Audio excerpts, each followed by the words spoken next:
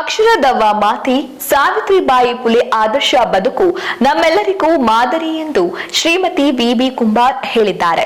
ಇಳಕಲ್ ಸಮೀಪದ ಸರ್ಕಾರಿ ಶಾಲೆ ನಂದವಾಡಗಿಯಲ್ಲಿ ಅಕ್ಷರದವ್ವ ಭಾರತ ದೇಶದ ಮೊದಲ ಮಹಿಳಾ ಶಿಕ್ಷಕಿ ಸಾವಿತ್ರಿಬಾಯಿ ಪುಲೆಯವರ ಜಯಂತಿಯನ್ನು ಶಿಕ್ಷಣ ಮಹತ್ವ ಸಾರುವ ಘೋಷಣೆಗಳನ್ನ ಹೇಳುವುದರ ಮೂಲಕ ಆಚರಿಸಲಾಯಿತು. ಇದೇ ವೇಳೆ ಮಾತನಾಡಿದ ಶಾಲಾ ಮುಖ್ಯ ಗುರುಮಾತೆ ಶ್ರೀಮತಿ ವಿ.ಬಿ. ಕುಂಬಾರ, ಭಾರತ ದೇಶದಲ್ಲಿ ಹೆಣ್ಣು ಮಕ್ಕಳ ಶಿಕ್ಷಣಕ್ಕಾಗಿ ಅವರು ಮಾಡಿದ ಕಾರ್ಯ, ತ್ಯಾಗ, ಸೇವೆಯನ್ನ ನೆನಪಿಸಿಕೊಂಡು ಅವರ ಆದರ್ಶ ಬದುಕನ್ನು ನಾವು ಅಳವಡಿಸಿಕೊಳ್ಳುತ್ತಾ ಶಿಕ್ಷಣವನ್ನು ಪಡೆದು ಉತ್ತಮ ಪ್ರಜೆಗಳಾಗಿ ಹೊರಹೊಮ್ಮಬೇಕೆಂದು ಹೇಳಿದ್ದಾರೆ. ಇನ್ನು ಕಾರ್ಯಕ್ರಮವನ್ನು ಕುರಿತು ವಿದ್ಯಾರ್ಥಿಗಳು ಅನಿಸಿಕೆಗಳನ್ನ ವ್ಯಕ್ತಪಡಿಸಿದರು. ಕಾರ್ಯಕ್ರಮದಲ್ಲಿ ಶ್ರೀ ಶರಣಪ್ಪ ವಗ್ಗರ, ಶ್ರೀ ಮಾಂತೇಶ ಮುದೇನೂರ ಮಠ ಭಾಗವಹಿಸಿದರು. ಸಾವಿತ್ರಿಬಾಯಿ ಪುಲೆ ಆ ತಾಯಿ ಬಿತ್ತಿದಂತಹ ಬೀಜ ಜನವರಿ 3 ಇವತ್ತು ಎಷ್ಟು ತಾರೀಕು? ಜನವರಿ 3. ಆದ್ರೆ ಇಶ್ವಿ ಯಾವಾಗಂದ್ರೆ 1831 ಮಹಾರಾಷ್ಟ್ರದ ಸತಾರಾ ಜಿಲ್ಲೆಯ ಒಂದು ನೈಗಾಂವ್ನಲ್ಲಿ ಅವರು ಜನಿಸಿದ್ರು.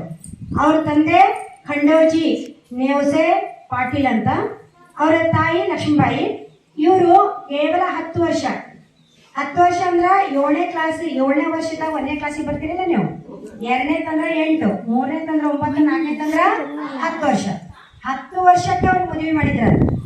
ಅವಾಗ ಬಾಲ್ಯ ವಿವಾಹ ಪದ್ಧತಿ ಇತ್ತು, ಹೌದಾ? ಆ ಬಾಲ್ಯ ವಿವಾಹ ಪದ್ಧತಿ ಅವ್ರು ಮಾಡಿದ್ರು. ಆದ್ರೆ ಅವರು 10 ವರ್ಷದಾಗ ಅವ್ರು ಮದುವೆ ಮಾಡಿದಾಗ ಅವ್ರು ಯಾರು ಮದುವೆ ಆದ್ರಂದ್ರ ಜ್ಯೋತಿಬಾ ಫುಲೆ ಅಥವಾ ಜ್ಯೋತಿರಾವ್ ಫುಲೆ ಅಂತ. ಅವ್ರಿಗೆ ಕೇವಲ 13 ವರ್ಷ. ಅವ್ರು 13 ವರ್ಷ, ಇವ್ರು 10 ವರ್ಷ. ಮದುವೆ ಮಾಡಿದಾಗ ಇವ್ರಿಗೆ ಏನು ಅಕ್ಷರ ಬರ್ತಿರ್ಲಿಲ್ಲ, ಓದಕ್ ಬರ್ತಿರ್ಲಿಲ್ಲ, ಬರೆಯಕ್ ಬರ್ತಿರ್ಲಿಲ್ಲ. ಆವಾಗ ಓದೋದು ಬರೆಯೋದು ಹೆಂಗಂದ್ರೆ ಸಮಾಜ ವಿರೋಧಿ, ಧರ್ಮದ ವಿರೋಧಿ ಹೆಣ್ಮಕ್ಳು ಯಾರು ಶಾಲೆಗೆ ಹೋಗಬಾರ್ದು, ಕೇವಲ 4 ಗೋಡೆಗಳ ಮಧ್ಯೆ ಅವರು ಅಡಿಗೆ ಮಾಡಬೇಕು, ಮಕ್ಕಳನ್ನು ಹೊತ್ತು ಹೆತ್ತು ಅವರನ್ನ ಲಾಲನೆ ಪಾಲನೆ ಮಾಡ್ತಾ ಒಬ್ಬಾಕಿ ಸೇವಕಿ ಅಂತ ಇರ್ಬೇಕಂತಿತ್ತು ಅವಾಗಿನ ಕಾಲಕ್ಕೆ. ಅದು ಅಂದ್ರೆ 19ನೇ ಶತಮಾನ, ಕಾಲ ಅಂದ್ರೆ ದೂರಲ್ಲ. ಅಂತ ಪರಿಸ್ಥಿತಿಯಲ್ಲಿ ಕೂಡ ಅವ್ರ ಗಂಡಕ್ಕೆ ಬಹಳ ಸಾಥ ಕೊಡ್ತಾರೆ. ಪ್ರತಿಯೊಬ್ಬ ಯಶಸ್ವಿ ಪುರುಷನೇ ಒಬ್ಬ ಸ್ತ್ರೀ ಇರ್ತಾಳಲ್ಲ, ಹಂಗಾಗಿ ಒಬ್ಬ ಯಶಸ್ವಿ ಸ್ತ್ರೀಯಿಂದ ಒಬ್ಬ ಪುರುಷ ಇದ್ರಂದ್ರ ಅವರ ಪತಿ ಜ್ಯೋತಿಬಾ ಫುಲೆ. ಅವ್ರಿಗೆ ಹೆಂಗಾಗಿತ್ತಂದ್ರ ಮನೆಯೇ ಮೊದಲ ಪಾಠಶಾಲೆ, ಅವರ ಪತಿಯೇ ಮೊದಲ ಗುರು. ಈಗ ನಾವು ತಾಯಿಯೇ ಮೊದಲ ಗುರು ಅಂತ. ರಾಜಕೀಯವಾಗಿ, ಆರ್ಥಿಕವಾಗಿ, ಸಾಮಾಜಿಕವಾಗಿ, ಶೈಕ್ಷಣಿಕವಾಗಿ, ಕೌಟುಂಬಿಕವಾಗಿ ಎಲ್ಲದರಲ್ಲಿ ಹೆಣ್ಣು ಏನಿಗಳೀಗ ಮುಂದೆ ಬಂದಾಳ. ಪುರುಷನಷ್ಟೇ ಸರಿ ಸಮಾನವಾಗಿ ಎಲ್ಲದರಲ್ಲಿಯೂ ಆಕಿ ತನ್ನ ಪಾತ್ರವನ್ನು ವಹಿಸ್ತಾ ಇದ್ದಾಳ. ಮೀನಿನಂತೆ ಈಸ್ತಾ ಇದ್ದಾಳ, ಮತ್ತೆ ಪಕ್ಷಿಯಂತೆ ಹಾರ್ತಾ ಇದ್ದಾಳ, ಹೌದಾ? ಎಲ್ಲದರಲ್ಲಿ ಕೂಡ ಆಕಿ ತನ್ನ ದಾಪುಗಾಲನ್ನು ಹಾಕ್ತಾ ಇದ್ದಾಳ. ಅದಕ್ಕಾಗಿ 12ನೇ ಶತಮಾನದಲ್ಲಿ ಅಕ್ಕ ಮಹಾದೇವಿ ನೋಡಿರಿಲ್ಲ, ಎಲ್ಲರನ್ನು ಕೂಡ ಮನೆಗೆ ಎಲ್ಲರನ್ನು ಕರ್ಕೊಂಡು ತಂದು ಅವರಿಗೆ ತಿಳಿದಂತಹ ವಿಷಯವನ್ನು ವಚನ ರೂಪದಲ್ಲಿ ತೆಗೆದುಕೊಂಡಂತೆ ಬಲ್ಲವರೊಡನೆ ಸಂಗಮ ಮಾಡಿದರೆ ಮೊಸರು ಸೆದು ಬೆಣ್ಣೆಗೆ ಜನ್ನ ಮಲ್ಲಿಕಾರ್ಜುನಿಯ ನಿಮ್ಮ ಶರಣರ ಸಂಗಮ ಮಾಡಿದೊಡೆ ಕರ್ಪೂರದ ಗಿರಿಯ ನುಡಿಕೊಂಬ.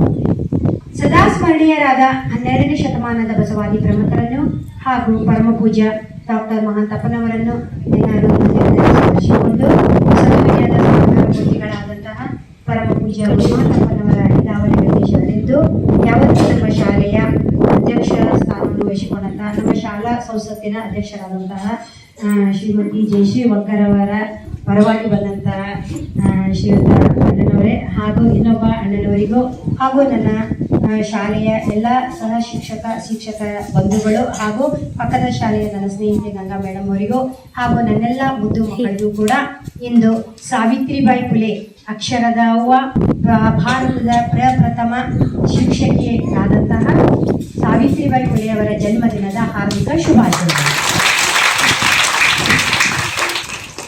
ಇವತ್ತೆಷ್ಟು ಒಳ್ಳೆಯ ದಿನ ಅಂದ್ರೆ ಸಾವಿತ್ರಿಬಾಯಿ ಪುಲೆ ಕೂಡ ಒಬ್ಬ ಹೆಣ್ಣು, ಹೌದಾ?